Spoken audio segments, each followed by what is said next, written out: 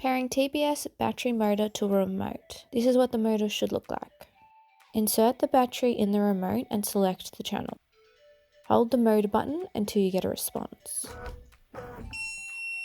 Hold stop on the remote until you get a response. If there is no response from the motor, you've either took too long, the motor's got no power, the remote is on one-way mode, or the remote is locked. To switch the remote to two-way mode, search our channel for TBS Remote two-way mode. To unlock the remote, search our channel for TBS Unlock Remote.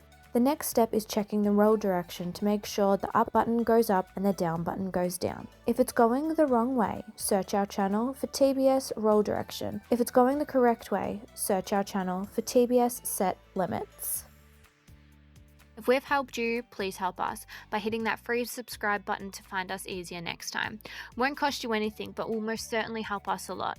We're not just a YouTube channel, we are real people making real products. Speedy Blinds is a super quick blinds and curtains manufacturer in Melbourne, and we don't muck around. If you're after a Speedy supplier or have any questions, please get in contact with us and we can do our best to help you.